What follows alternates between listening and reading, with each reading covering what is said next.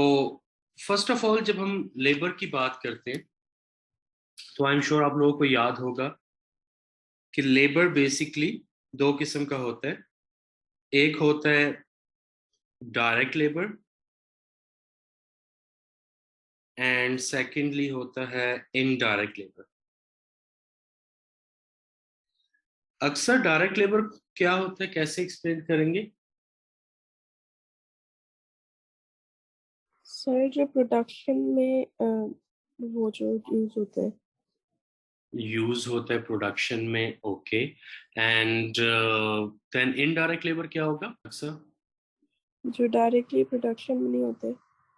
जो डायरेक्ट नहीं होगा वो इनडायरेक्ट होगा। Very good. Muntaha, what do you think, direct and indirect labour? Sir direct labour वो लेबर है जो प्रोडक्ट पर खुद काम कर रहा है, ठीक है। एंड इनडायरेक्ट और लेबर? इनडायरेक्ट प्रोडक्ट पर काम नहीं कर रहा, मगर जैसे सुपरवाइजर हो गया और मेंटेनेंस वगैरह के लिए लोग। सुपरवाइजर सेल्स डिपार्टमेंट का? नहीं, प्रोडक्शन। प्रोडक्शन डिपार्टमेंट का। Very good. डायरेक्ट लेबर वो लेबर होता है जो डायरेक्टली प्रोडक्ट बनाने में काम कर रहा है, ठीक है। जहां पर एक्चुअल प्रोडक्शन हो रही है वो उस मशीन पे खड़ा है या उस इक्विपमेंट पे खड़ा है और एक्चुअली उस प्रोडक्ट को प्रोड्यूस कर रहा है, मे बी हाथ से, मे बी इक्विपमेंट से या मशीन से। जो इनडायरेक्ट लेबर होता है वो प्रोडक्शन डिपार्टमेंट में तो काम कर रहा होता है लेकिन वो प्रोडक्ट बनाने पे काम नहीं कर रहा होता। उसकी जॉब होती है कि वो जैसे अगर डायरेक्ट लेबर काम कर रहे हैं तो उनको सुपरवाइज करे, प्रोडक्शन मैनेजर हो सकता है। सो indirect labour is the one who is never working directly on a product but still he is a part of production department. Why he is a part of production department? Because he is necessary to complete the production process. अगर indirect labour नहीं होगा तो production process complete भी नहीं होगा। तो production process को complete करने के लिए इनडायरेक्ट लेबर भी जरूरी होता है। तो अब हम जिस भी किस्म की लेबर की बात करें, चाहे डायरेक्ट लेबर हो चाहे इनडायरेक्ट लेबर हो, तो ऑब्वियसली उनको हमें पेमेंट्स भी करनी होती है। तो इनको हम यूजुअली वेजेस एंड सैलरीज पे करते हैं।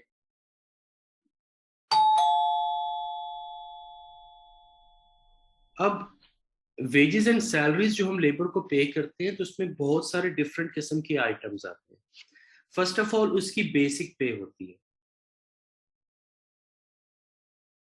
बेसिक पे वो होती है जो कॉन्ट्रैक्ट में उसके साथ हमने डिसाइड की होती है कि आपको इतनी सैलरी तो जरूर मिलेगी। फॉर एग्जाम्पल हमने उसके साथ डिसाइड की हुई है कि $1000 आपको मिलेगा ही मिलेगा। तो ये उसकी क्या होगी, बेसिक पे होगी।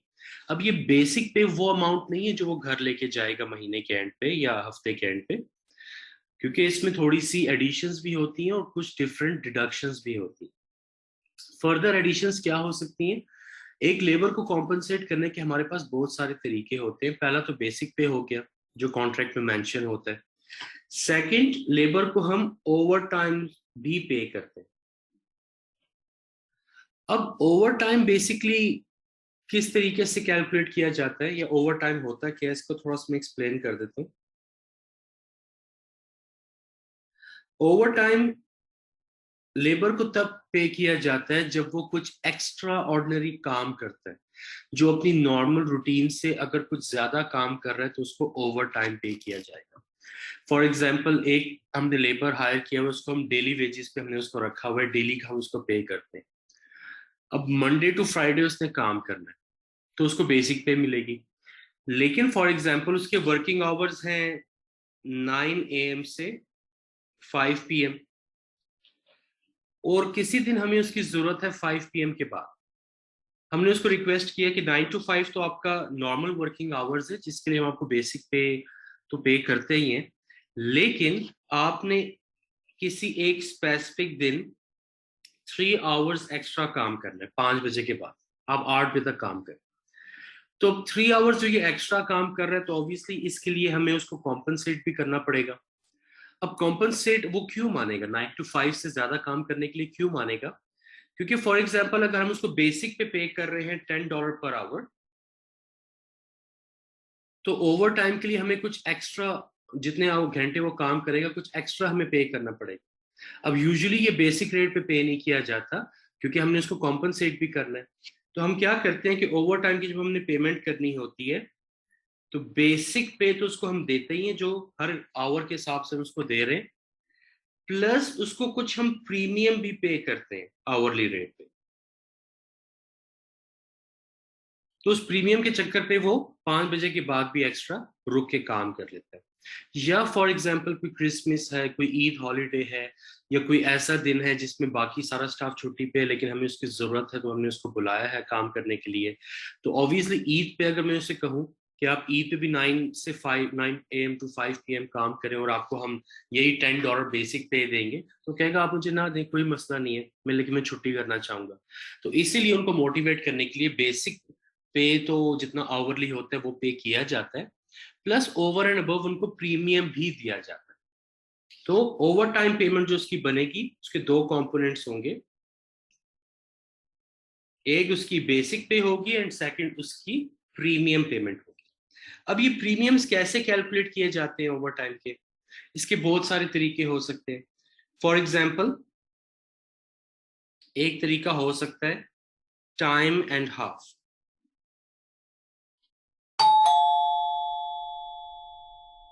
टाइम एंड हाफ का बेसिकली क्या मतलब है कि जो आपका बेसिक रेट ऑफ पे है वो तो आपको मिलेगा, लेकिन जो प्रीमियम होगा वो टाइम एंड हाफ पे होगा।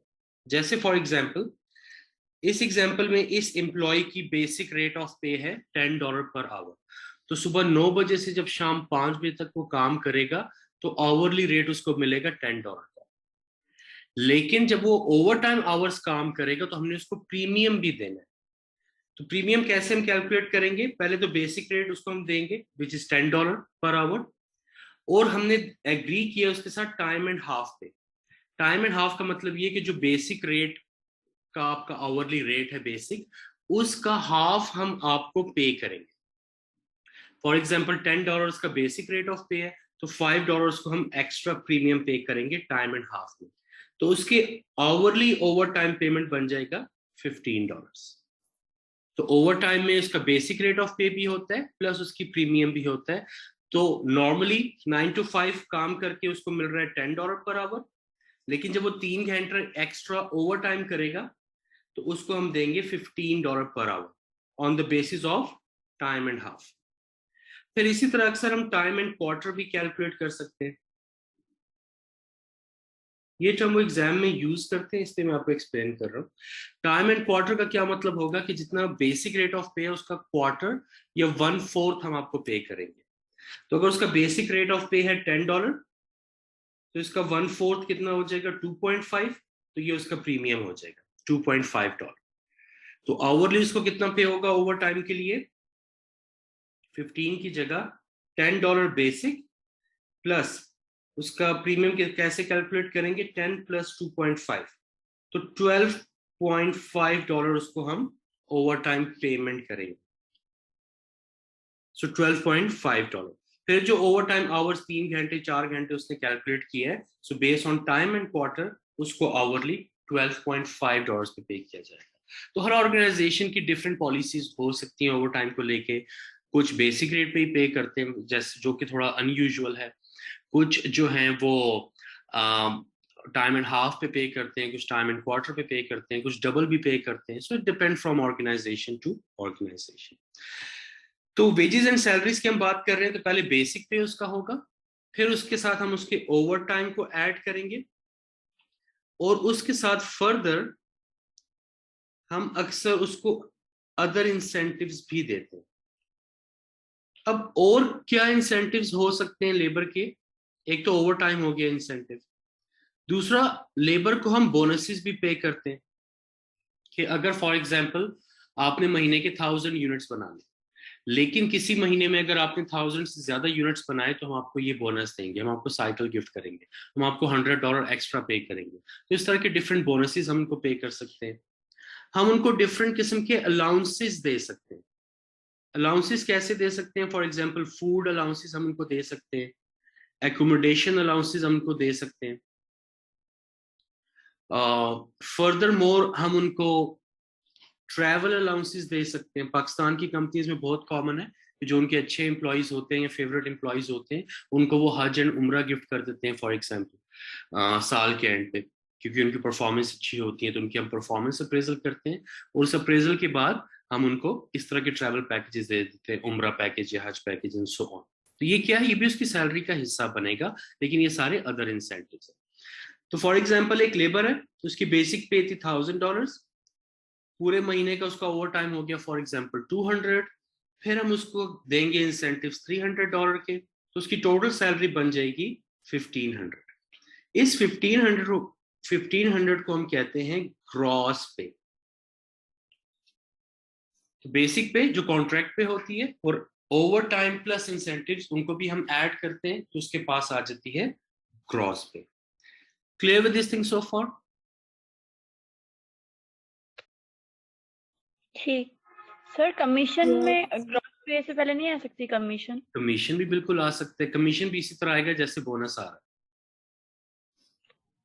ठीक है सर। हाँ जी, अक्सा क्लियर?